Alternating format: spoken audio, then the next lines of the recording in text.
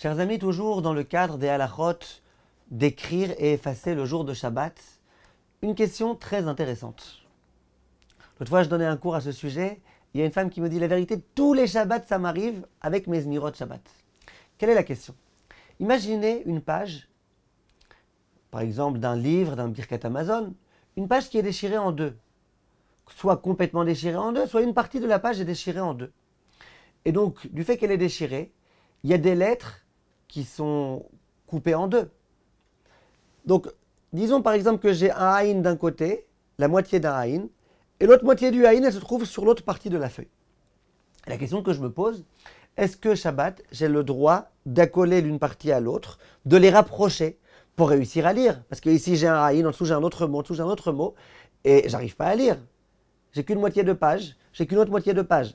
Maintenant, en les collant l'une à l'autre, je réussirai à lire tout ce qui est écrit. Quel est le problème? C'est qu'au moment où je vais coller une partie à l'autre, il y a des demi-lettres qui vont se rattacher à l'autre moitié, qui était au tout début en fait une seule lettre, et il va s'avérer que quoi?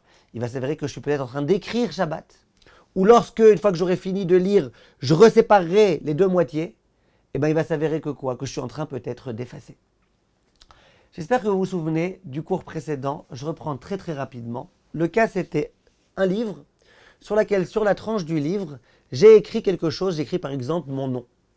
On avait posé la question, lorsque tu ouvres le livre a priori, tu es en train d'effacer le nom.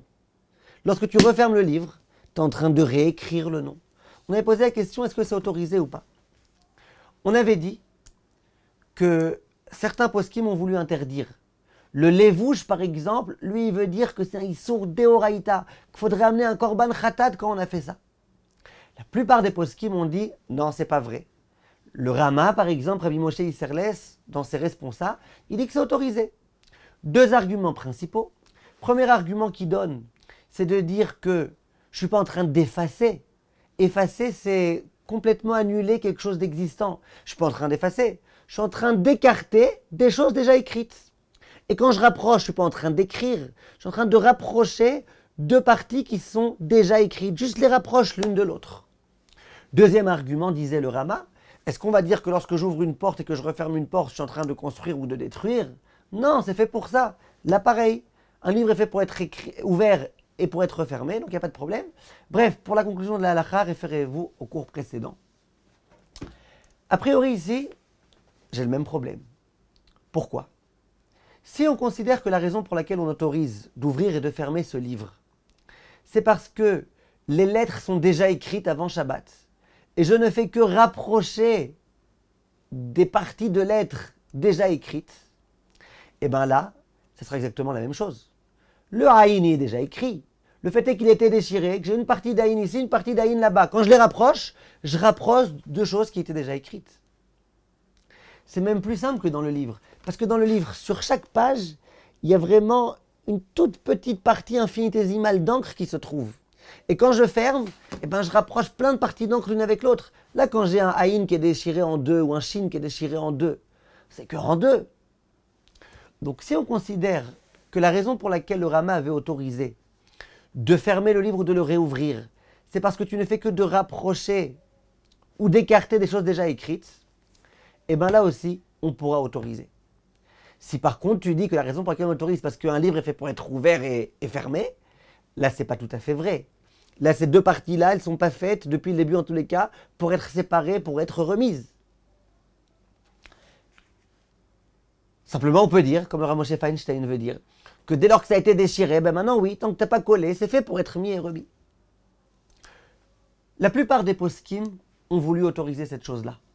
Comme on vient d'expliquer, ils ont voulu dire pour la même raison qu'on a autorisé de fermer un livre ou de réouvrir un livre sur lequel il y a une écriture sur la tranche, pour cette même raison exactement on peut autoriser là. Le Be'er Moshe par exemple, le grand Rav Moshe Steren des États-Unis, lui aussi, il dit quand tu as une feuille qui est déchirée en deux, on voit bien que tu n'es pas en train d'écrire, on voit bien que tu es juste en train d'essayer de lire quelque chose qui avait déjà été écrit, on voit bien. Donc la plupart des décisionnaires ont autorisé. Il y en a qui ont voulu dire que même d'après le Levouche qui avait interdit dans l'histoire du livre, là il autorisera. Vous savez pourquoi? Parce que dans le livre, une fois que j'ai fermé, c'est bien fermé, ça tient bien. L'écriture, elle tient bien. J'avais une demi-écriture, je ferme, ça tient bien. Par contre, dans notre cas à nous, c'est pas vrai de dire ça. Dans notre cas à nous, quand tu rapproches, et puis même quand au moment où tu rapproches, ça tient pas très bien, ça tient pas très bien. Donc, halakha les maaseh, la plupart des poskim ont voulu autoriser. Vous comprenez que malgré tout, c'est pas évident d'autoriser. Pourquoi c'est pas évident? Parce que vous voyez que même à propos du livre, il y en a qui ont voulu interdire. Alors là aussi, c'est très possible que ceux qui ont voulu interdire dans le livre, ils interdiront ici. Surtout que, dans le livre, au moment où je ferme le livre, mon intention, c'est pas du tout d'écrire. Le fait est qu'il y a une écriture qui, au passage, va ici s'afficher. Mais c'est pas mon intention. Or que là, lorsque je viens rapprocher deux parties, mon intention, c'est de pouvoir lire. Mon intention, c'est de faire en sorte que des lettres qui sont illisibles deviennent lisibles. Donc vous comprenez que c'est pas évident. C'est même pas évident que ceux qui ont autorisé dans le livre vont autoriser ici.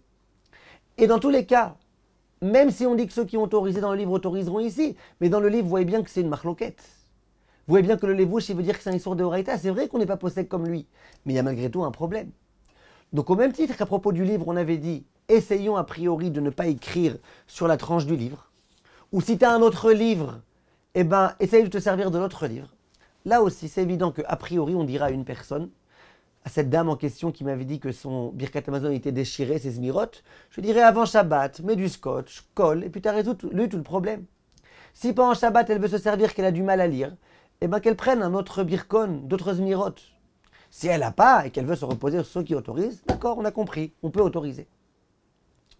Le Rav Moshe Feinstein, il veut dire qu'en général, quand ça a été coupé en deux, on arrive à deviner la lettre. En général, on arrive à deviner. Tu me dis c'est un haïn, d'accord, mais même si le haïn était découpé en deux, tu arrives à deviner que c'est un haïn. Donc, le Rav Moshe Feinstein, il veut dire, si tu arrives à deviner que c'est un haïn, bien sûr qu'on pourra autoriser. Le problème, c'est quand, avant d'avoir approché les parties, tu as du mal à deviner c'est quoi la lettre et comment tu rapproches. Alors là, on dit, on a l'impression que tu es en train d'écrire. Mais quand les façons tu pouvais lire avant, ça ne donne pas cette impression-là. Le Rav Ochot Shabbat lui donne un autre conseil. Il dit au moment où tu rapproches, ne rapproche pas complètement. Rapproche juste suffisamment pour pouvoir deviner la lettre, mais en laissant malgré tout un petit peu de blanc entre les deux. Comme ça, c'est évident que dans ce cas-là, ça ne s'appelle pas avoir écrit du tout.